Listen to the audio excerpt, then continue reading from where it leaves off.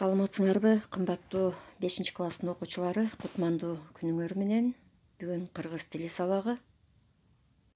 Бүгүнкү сабагыбызда биз жат жазуу жазмакпыз. Кымбаттуу окуучулар, жазуу ишин жазаардын алдында биз өзүбүзгө эреже кабыл алып алалы. Бүгүнкү сабакка окуучулар активдүү катышат. Окулган текстти кунт коюп угушат жана окуучу сабаттуу элементи менен жазат. Анда кымбаттуу окуучулар, биз азыр жазыла турган текстибиздин жалпы мазмуну менен таанышып алсак. Тексттин темасы Кыргызстан.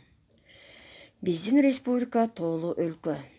Тянь-Шань тоосу чыгыштан батышты көздөй созулуп жатат. Биздин тоолор кандай гана бийик.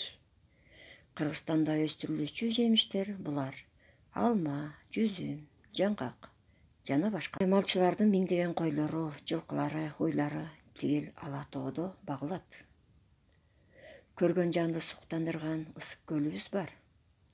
Ысык көл жөнүндө орус элинин улуу саякатчысы Пржевальский көп жазган. Ала тоонун байлыгы да, суулары да, тоолору да көрктүү, кооз.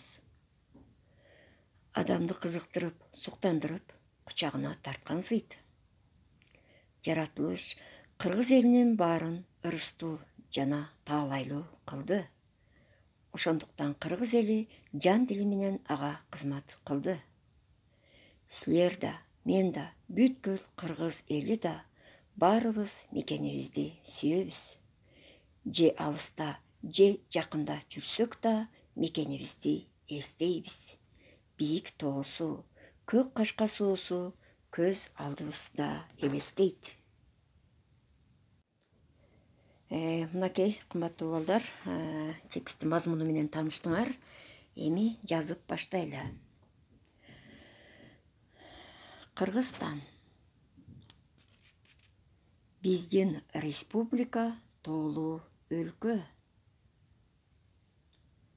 Биринчи сүйлөмдү кайра башынан окуйм. Биздин республика тоолуу өлкө. Тянь-Шань тоосу чыгыштан батышты көздөй созулуп жатат. Тянь-Шань тоосу чыгыштан батышты көздөй созулуп жатат.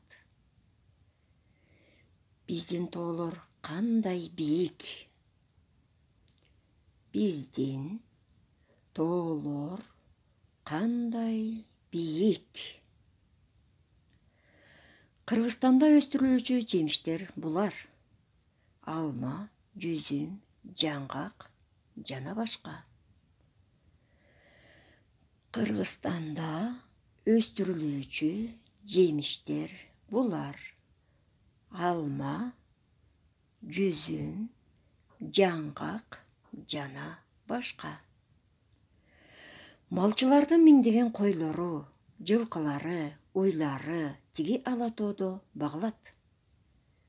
Малчылардын миңдеген койлору, жылкылары, уйлары тиги ала тоодо багылат. Көргөн жанды суктандырган ысык көлүбүз бар.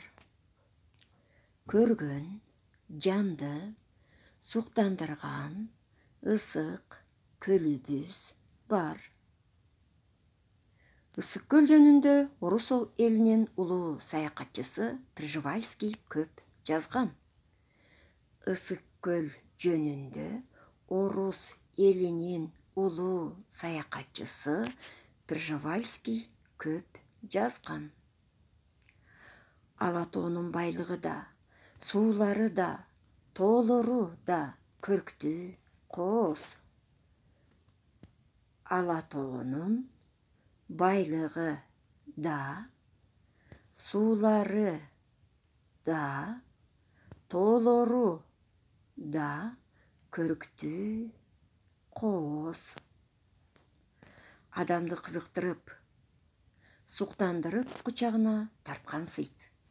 Адамды кызыктырып, суктандырып кучагына тарткан сыйт. Жаратылыш кыргыз элинин баарын ырыстуу жана таалайлуу кылды. Жаратылыш кыргыз элинин баарын ырыстуу жана таалайлуу кылды. Ошондуктан кыргыз эли жан дили менен ага кызмат кылды. Ошондуктан кыргыз эли жан дили менен ага кызмат кылды. Силер да, мен да, бүткүл кыргыз эли да баарыбыз мекенибизди сүйөбүз. Силер да, мен да, бүткүл кыргыз эли да баарыбыз мекенибизди сүйөбүз. Же алыста, же жакында жүрсөк да мекенибизди эстейбиз. Же алыста, же жакында жүрсөк да мекенибизди эстейбиз. Бийик тоосу, көк кашка суусу көз алдыбызда элестейт. Бийик тоосу, көк кашка суусу көз алдыбызда элестейт. Мынакей, кымбаттуу балдар, текст менен тааныштыңар. Жакшылап кунт коюп угуп, элементи менен катасыз кылып жазганга аракет кылгыла, саламатта болгула.